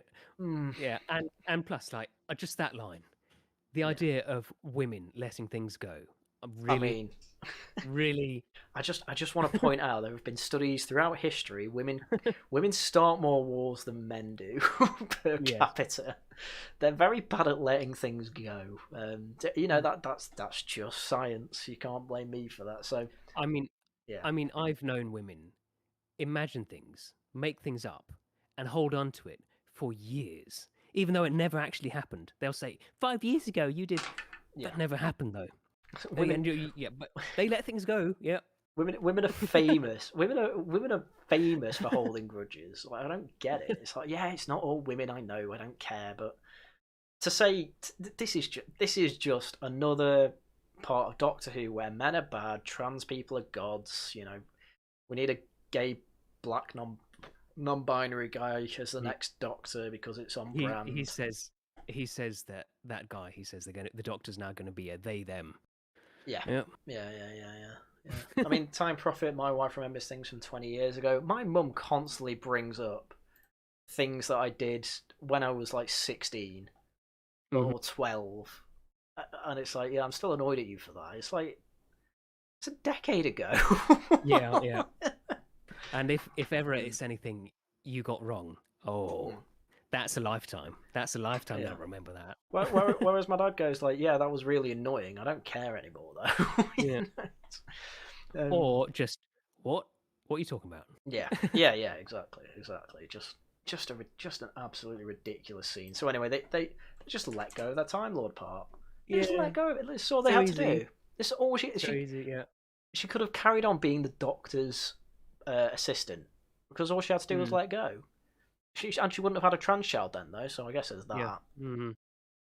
Where's Sean? Also, oh, there he is. I see him. He's the doormat, you see, just there. Yeah. Oh, yeah. But also, this is like... So why didn't Donna... So, let's say, okay, only female-presenting people can figure this out. Why didn't Donna figure it out the first time? Why is she just figuring it out now? Well, that's what's getting me, because the whole point is that it's innate. Like, that's the point they're making. It's innate to... female presenting people apparently. But as I said, the Doctor in the past has been female presenting, if you want to put it that way. Yes. So why would he all of a sudden stop thinking about it when he's puts a suit on? I mean, the Doctor was originally, like, the original Doctor was a black woman, so that's the highest form of life. I know. I never actually watched the Timeless. Was it the Timeless Child? I can't remember. I never watched I didn't either, but I'm pretty sure it was the original Doctor was black woman because, of course. I don't think it was the original. I know they meet a past version of the Doctor who was a black woman, but I think the original one was actually like Middle Eastern or something. I don't know. I've not seen it. But I have seen JXE's video on it. And oh, by the way, JXE, who constantly goes on about writing, love this episode. I can't imagine it's because he's trans, but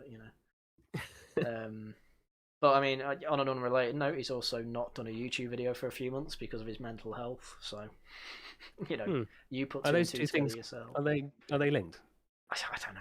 That wouldn't make sense. I don't want to be too harsh because he does do he does do good videos, but he does let his own politics get in the way of being objective. I think sometimes, and I'll admit I do too. But this is a political channel, so what do you expect? But I think I've been fair with this episode though. So far, so oh yeah, that's Cyberdog again in the background. Mm-hmm. But yeah, just take the whole family to the TARDIS. That's fine. It's like, oh, shall we go on an adventure or just fight? In and out 20-minute adventure. And they're like, no, we know what's going to happen. The TARDIS will take us somewhere random, so don't even step foot in. It'll be fine. This new TARDIS design, I kind of like it. It's wacky, crazy. It's colourful. It's quite Star Wars, I'd say. Yes. Yeah, I quite like it. Quite sci-fi. It's got a coffee machine as well, though. Spilling coffee on the on the console makes it go somewhere random. So yeah, that's the end of the episode. It's like, oh, Donna's Force there because they telegraphed it, or you knew it was coming. It's like, you used to be better than this, Russell. Come on. Like, I know some of your stints when you were head writer before had campy stuff in, but stuff you actually wrote yourself was all pretty above board. You'd have some contrivances. You'd have a lot of typical Doctor Who stuff. I mean, but that. Oh. Time Prophet just made me realise something. What? This TARDIS is wheelchair accessible. Oh, that's true. Yeah, look at all those ramps. Yeah, no set of stairs whatsoever. Unbelievable. Russell T Davies can roll his little wheelchair prostitutes all over here. Oh yeah, there's no chairs either. That's a good point. There's usually chairs, bookcases. I don't remember Christopher Eccleston and David Tennant's one having. It's been stuff. Yeah. There's been random stuff about it. It always looks a bit messy, but I guess that's what I like about this one. It's a clean one. I see. The original did. I'm the sort of person who likes random stuff everywhere. I mean, I'm not a clean minimalist. To be quite honest with you, with the TARDIS, ever since Matt Smith's, they've just thought, right, we need the TARDIS console to just be like, just throw whatever you can at it. Like, oh, there's a kitchen sink there, put that on. It's like I'm fed up of that. I want it to look a bit Star Wars again. I want it to look classic Who, like the original TARDIS that actually looks sci-fi, which is what this is. So I like that, but it's a shame. Actually, will I watch the others? I probably will, just to keep up with it, because I don't think EFAP will go through it, but I know Critical Drinker and all that Friday Night Tights will keep up with it, so I might do that just to keep up with that. But I don't know if I'll do another one of this. This is just, Doctor Who was already dead to me thanks to Jodie Whittaker. I mean, I mentioned in my video, I did a big review on why I hated that first season with her, but I'm just not bothered with Doctor Who anymore, I'm afraid. We'll see how horrific the next two are. Yeah, I mean, yeah. I'll watch it. I can't imagine it's going to get any better, though. No. It's the thing I mentioned with the Jodie Whittaker one. Like, my video in that one is, this is propaganda. You can say exactly what the propaganda is in each episode. Mm-hmm. There's one about what was the first? There's the Rosa Parks one. There's the Rosa Parks one that's about racism. Yeah. There's a British Empire one. Yes, there was a British Empire one, the partition one. Yeah. Yes. That British bad, even though the British weren't really involved with partition, as far as I'm aware. Yeah, we tried. Like, okay, you lot go there, you lot go there, and please don't kill each other. That didn't work. Yeah. Oh wow, I've got a new subscriber. Thank you, Marina. I think I've got quite a few new subscribers from the Doctor Who stuff. Which, to be honest, if that keeps happening, you're now a Doctor Who channel. I am now a humble clone of Disparu. Yeah. I mean, this just shows. I was planning to do a Witcher video for ages, and I just never did it because I knew it'd be too much work. But in hindsight, the Netflix Witcher. Oh yeah, because that's horrendous. Right. That's probably worse than this Doctor Who episode, the new season. Yeah. Like in terms of pure writing, because there is decent writing in this. As we said, there's been decent callbacks. The problem is that this Last Jedi is the best season of Doctor Who, or New Who anyway. Mm-hmm.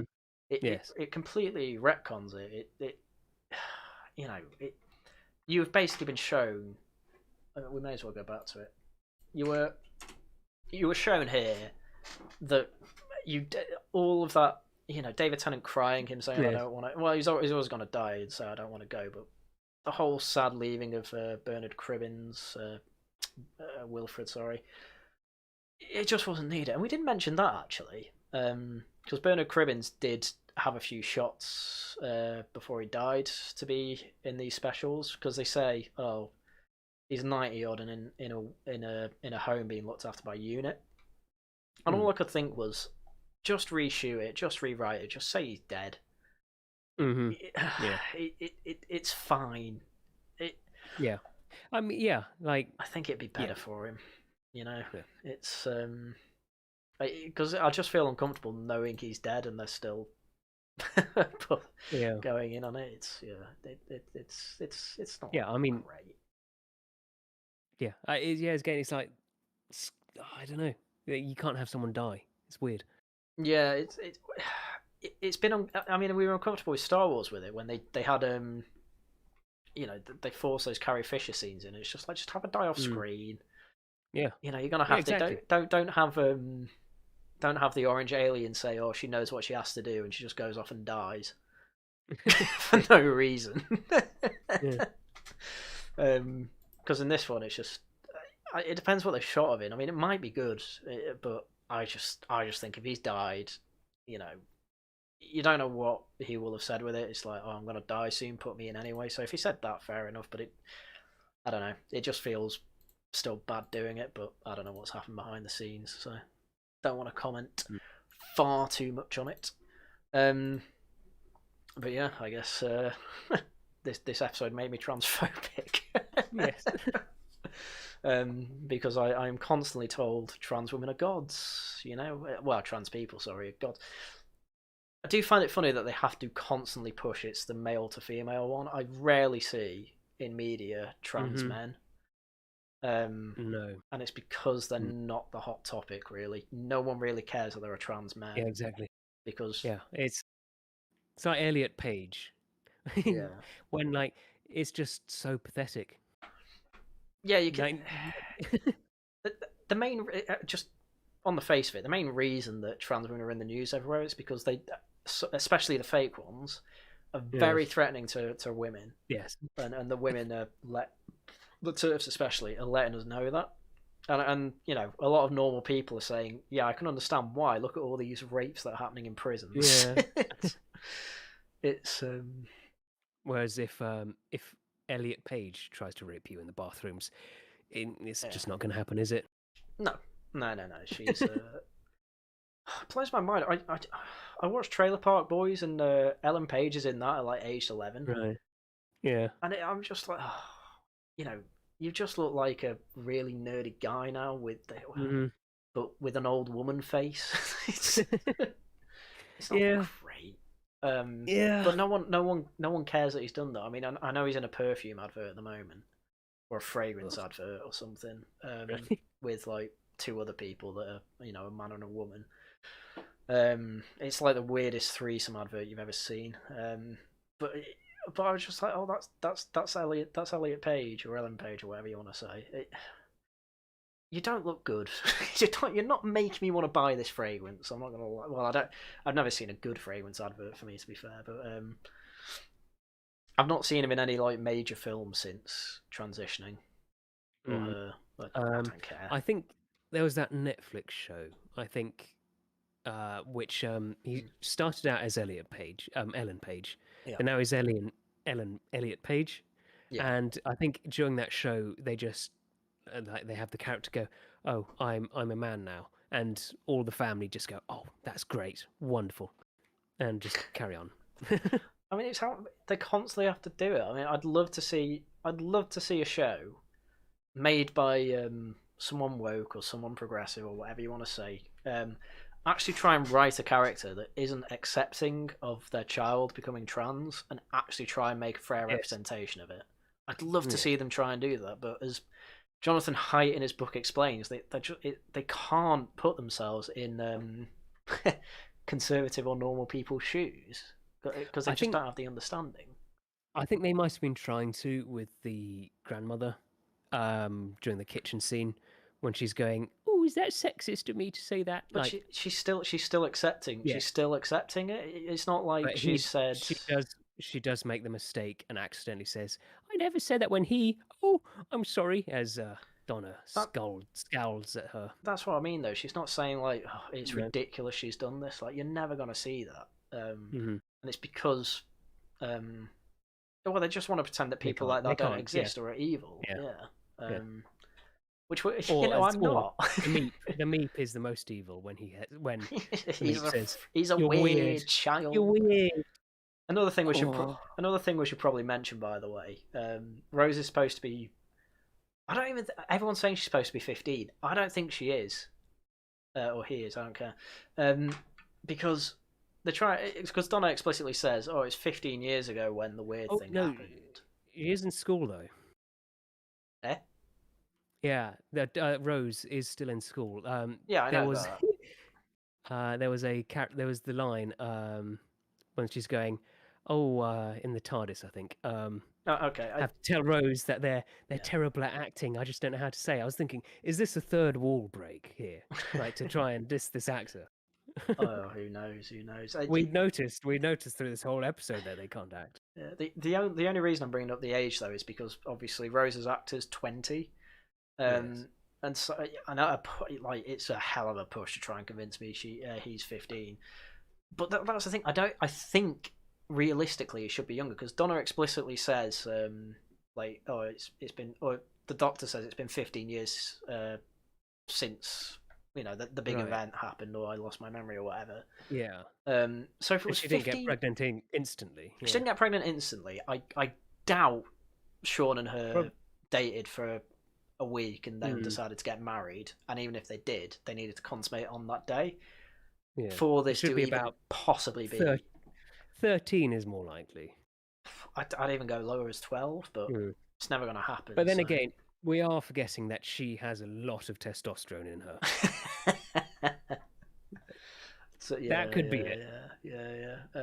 I mean, as another guy V says, like a trans actor is 20 playing a 15-year-old. I don't think he's supposed to be 15. I think it's supposed to be even. He's supposed to be even younger. Don't say it. That's not fair. That's not fair, Haryan. But Russell T Davies probably does like them younger. Don't. I don't want to bring out those allegations. But yeah, I mean, I've hung it on this shot. One, because it's a nice shot, but two, it's also a shot that happens to absolutely ruin the best Doctor Who arc payoff that has ever occurred since New Who. I've not seen enough old Who, I'm afraid to say, to make a comment about that.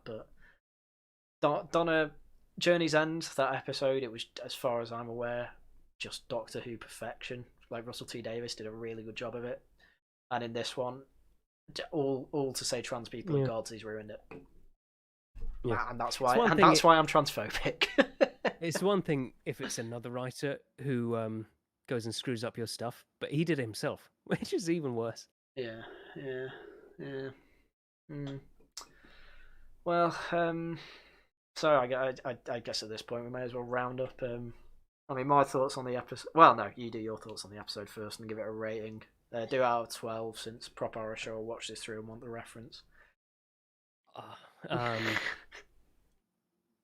Yeah. I couldn't get over all the message. Basically, it just ruins it. I mean, writing wise, callback wise, say some. There's some positives there, isn't there? I'd say it was like the underlying plot was quite standard Doctor Who. Yeah, that was like what I'd sort of want from a Doctor Who show, but they just ruined it. Yeah, and the ending especially, just yeah. Like we said earlier, if Donna had died, that would have been a much better ending to this, even with the message stuff. Yeah. But they couldn't do it. You needed more message. Yeah. About how men are stupid. Literally, Donna lives because she's a woman. Great. Yeah. So go on then. What out of 12 do you reckon? I'd say 49 out of 12.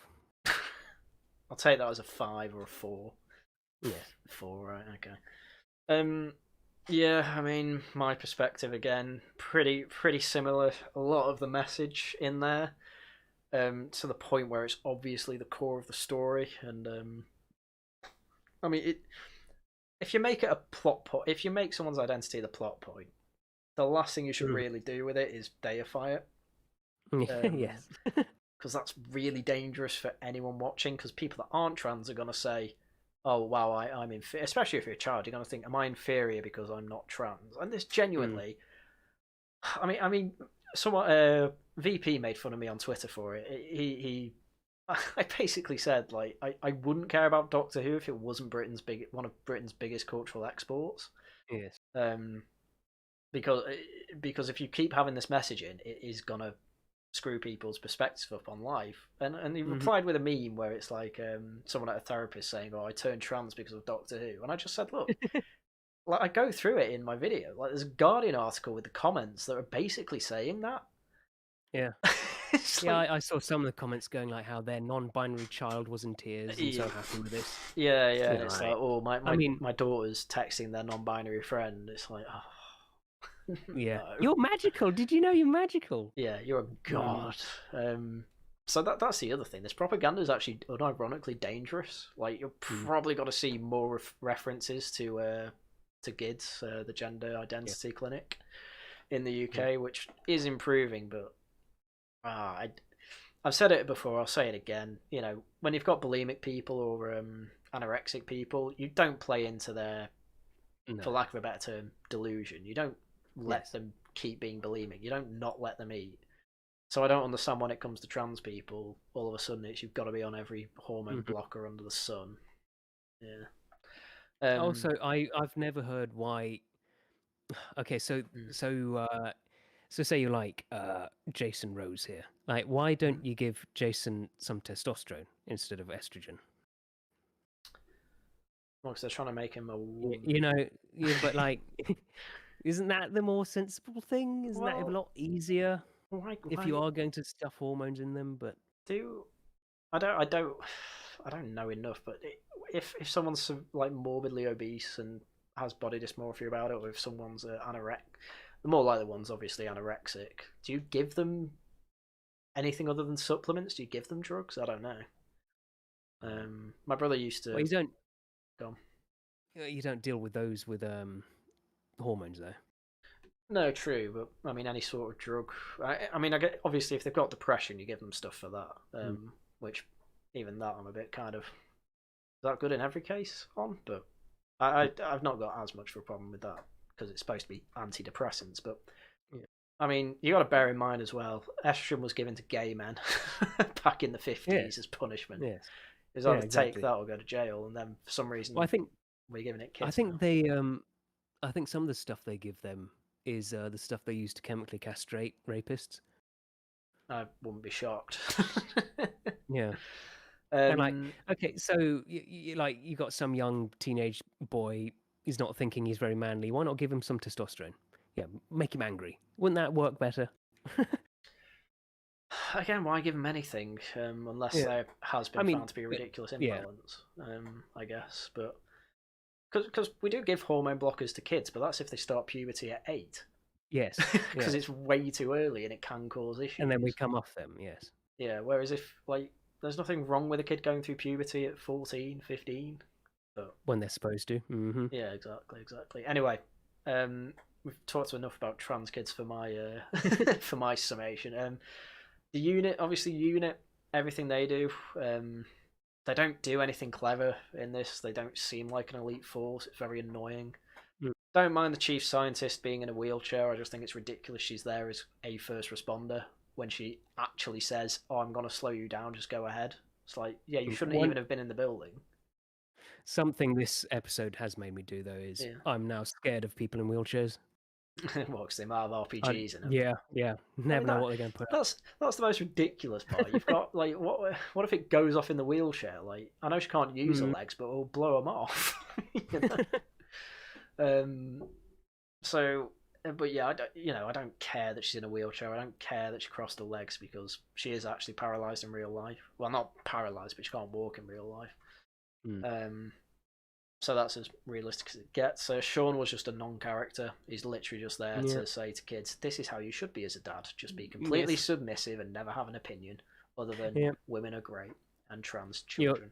Your wife wants to run off with another man, you go, great, honey. Make sure you film it so I can watch later. Yeah. I mean, when Donna's mum wasn't being a good character and actually trying to protect Donna, she was just there as the propaganda for, yes, old people might get it wrong, but don't blame them too much if they're trying. It's like, it was like a lesson for old people. This is what you're supposed to do, old people. Yeah, it's like, you're going to make mistakes and that's okay. It's like, no, have an opinion. Push back against this stupid, moronic stuff.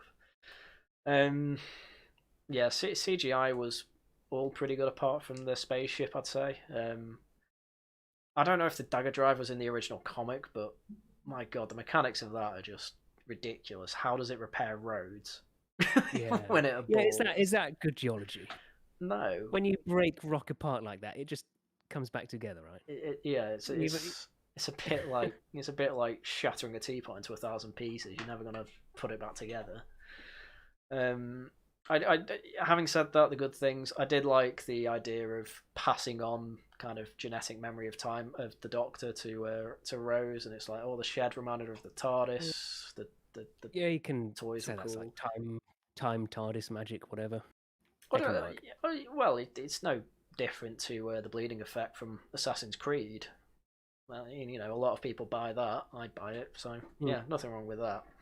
It's just then, but she won't die because it was a bit weird that when Donna's memories were unlocked, it unlocked in Rose's. That was a bit weird. It's like, how are they that connected? That's a bit odd because the genetics are supposed to be completely separate, but apparently Time Lords are a hive mind. Is it safe to say? Can we assume the TARDIS made Rose trans? I don't know. Sometimes I feel like the TARDIS made the Doctor trans. True, but I don't know because I really need to watch that. I don't need to watch it. I need to rewatch Jay's explanation of when the Doctor became God of the Time Lords, because I don't know how TARDISes came about now. Like, they've retconned everything. Yeah. And as I say, just terrible. It needs to be retconned back to normalcy. Mm-hmm. So having said that, and as we said before, the basis of this story is all right. As we say, it's standard Doctor Who, and it could have been made really good, but they focused obviously more on the message than everything had to be for the message, and that caused a lot of problems with the story and ruined, as I say, one of the best arcs. So yeah, I'd probably say 3 out of 12 for this, because it made me sick and transphobic.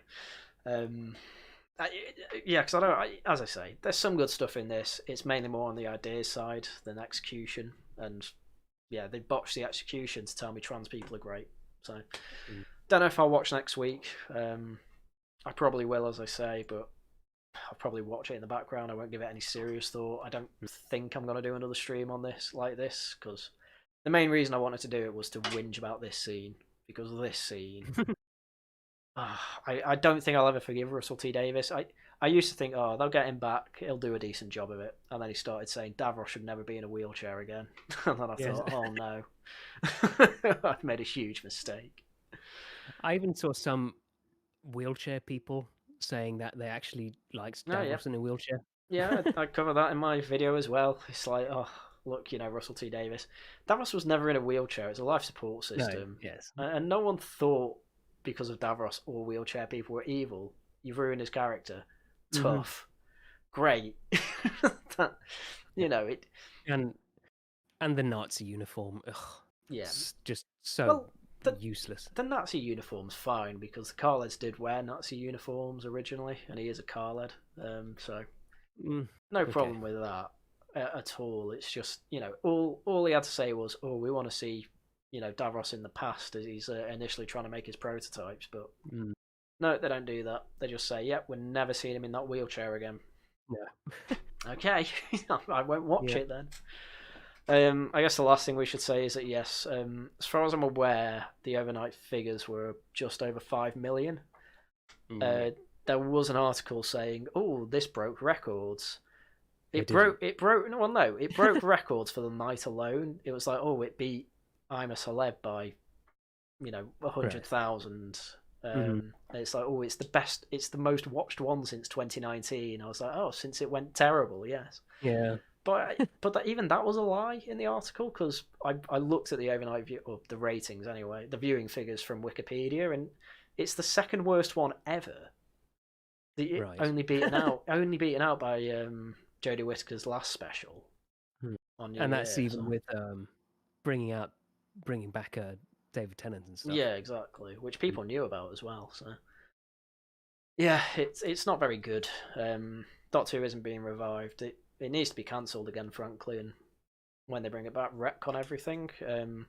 Ideally, they'll cancel it after I can't remember the black actor's name, but ideally they'll cancel it after that because it's just not being watched anymore, apart from by complete weirdos. I mean, even on TikTok, which I scroll every now and then, there were the only people positively saying anything about it would be like, oh, I drew Donna as a trans person. I want to talk about the message, and it's just like all it is to affirm. Is affirming propaganda to people who already believe it. Everyone else, my dad, people watching this, they're fed up with it, and they just won't watch it. As far as I'm like the time prophet, everyone else I assume as well in chat. Well, most people are just like, I won't watch it. All I'm doing now is watching people like Critical Drinker talk about it, about how bad it is, because that's the only entertainment we get. Which, to be honest, one thing I am glad about is this terrible media like this brought along a golden age of YouTube again. I absolutely love EFAB. I absolutely love Friday Night Tights and Critical Drinker. It's just great. Because when you have good personalities like that, they can just turn it into entertainment. Yeah, exactly. Rather than stop. And I hope we have as well. This was meant to be entertaining as much as it was doom scrolling through the new Doctor Who episode. Oh, one thing I would have changed about the Meep. When he goes evil and his face changes, I would have just had Miriam Margulis, just put her in there instead, because that is far more terrifying. Yes, that is a fair point. But they didn't do that because they had a big CGI budget. Go on. That's one thing. This has Disney money behind it now, and like people saying, "Oh, Disney's changing now," but they're still making this crap. In defense of that, Disney are turning on wokeness. It'll take actually probably about 5 years to actually see that in practice because it takes about 5 years to make these things. So yeah, or for it to go from like the drawing board to actually being put on our screens. So yeah, I don't think it's going to happen with Doctor Who though, because the BBC still kind of have overall say on it. Disney Plus just distribute it and fund it. Right. So BBC it's still made by the BBC. So I don't think you'll see change in that. But yeah, we'll see. But yeah, it's gone midnight, which to be honest isn't bad. I was hoping to end at midnight, but there's so much to talk about. So yeah, I guess at this point I should shill. I mean, obviously you've just got a Twitter account, but aside from that, I'd never use it. Yeah, you're literally just a guy I know from Discord.